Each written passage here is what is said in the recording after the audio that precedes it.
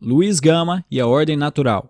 Este é o Visão Libertária, sua fonte de informações descentralizadas e distribuídas. Este artigo foi sugerido e escrito por Mises Socialista, revisado por Deixa Dilson, narrado por Alexander Bard. Luiz Gonzaga Pinto da Gama nasceu em 1830. Era filho de um português e de uma ex-escrava que foi acusada de se envolver num levante contra o governo escravagista chamado de Revolta dos Malês. Luiz Gama viveu seus primeiros 8 anos de vida com sua mãe em Salvador até que ela foi presa, ou de acordo com outras versões, teve que fugir da polícia por seu envolvimento na revolta e desde então, Luiz Gama nunca mais a viu. Ele então foi entregue a seu pai, que por ser um jogador compulsivo e estar afogado em dívidas, vendeu-lhe como um escravo para um traficante em São Paulo. Aos 17 anos aprendeu a ler e a escrever sozinho e aos 18 conseguiu provas de que sua escravidão era ilegal, pois sua mãe era livre. Em 1848 entrou para a Força Pública da província, tendo baixa em 1854 por insubordinação.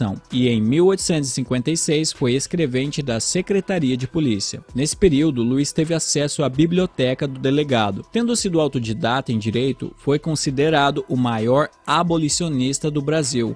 Com seu trabalho nos tribunais, conseguiu a libertação de mais de 500 negros que estavam sendo ilegalmente escravizados, como escravos que podiam pagar sua alforria, mas eram impedidos de fazê-lo, escravos que continuavam sem liberdade mesmo quando seus pais eram livres, e após 1831, nos casos amparados pela Lei Feijó, que declarava livre todos os escravos que eram importados para o Brasil após essa data. Porém, esta era uma das famosas leis para inglês ver. Na prática, muitos negros trazidos da África após 1831 permaneciam escravos. Nesses casos, Luiz Gama apresentava provas de que foram trazidos após aquele ano e assim lhes conseguia a alforria. Defendeu também escravos acusados de crime contra os seus senhores, crime esses muitas vezes não cometidos ou que eram justificados por Gama como legítima defesa. Em 1868, foi expulso da polícia por ser considerado baderneiro devido à sua atuação junto do Partido Liberal. Em 1873, participou da Convenção de Itu, que criou o Partido Republicano Paulista, e em 1880 foi líder da Mocidade Abolicionista e Republicana. Teve também influência na literatura, tendo escrito poemas como A Bodarrada, que ironizava os que tentavam negar a influência africana na formação da nossa identidade nacional. Escrevia para muitos jornais, ajudou a difundir a militância abolicionista na literatura e fundou com Rui Barbosa a Loja Maçônica América, entre outras coisas, até que em 1882 veio a falecer por complicações de sua diabetes. Depois desse resumo da sua vida, é curioso pensar que a esquerda e os antifas quase nunca sequer citam o nome de Luiz Gama, o primeiro e talvez único escravo brasileiro que conseguiu sua própria liberdade, o primeiro jornalista negro do país, um abolicionista convicto que salvou mais de 500 vidas das correntes. Por que será? Óbvio, porque Luiz Gama estava no caminho certo. Ele não tinha as mãos sujas de sangue como genocidas que a esquerda adora venerar e não incentivava os escravos a saírem vandalizando a propriedade alheia ou agredindo quem não tinha nada a ver com sua escravidão. O problema para Luiz Gama era bem óbvio. Era o Estado escravagista,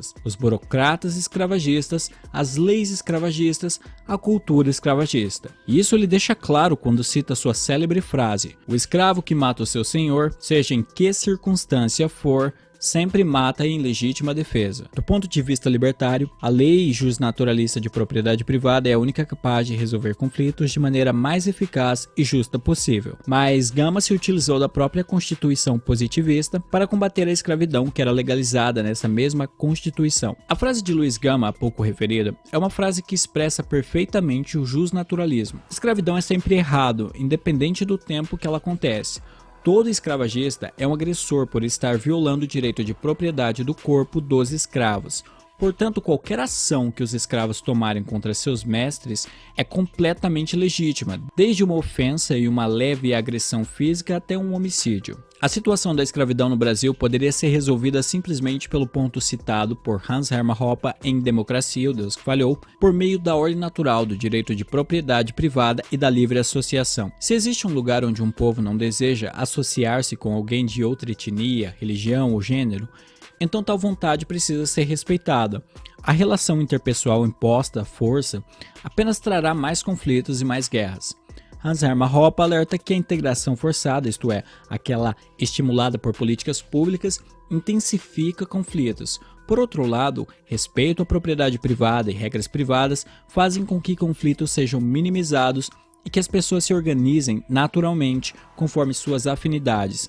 Se a propriedade privada dos quilombos fosse respeitada e os escravagistas passassem seu tempo negociando e fazendo comércio com os negros ao invés de tentar agredi-los, os conflitos teriam cessado e tanto o povo de um lado quanto de outro poderiam viver pacificamente. A melhor alocação dos recursos e o aumento da produtividade proporcionadas pelo comércio levaria, com o passar do tempo, como podemos deduzir através da praxeologia, ao aumento da qualidade de vida naqueles lugares, o que também aumentaria os incentivos para que essas relações comerciais se desenvolvessem ainda mais, eliminando a pobreza mais rapidamente. A interferência estatal, porém, transforma pessoas de todas as raças em escravos do Estado.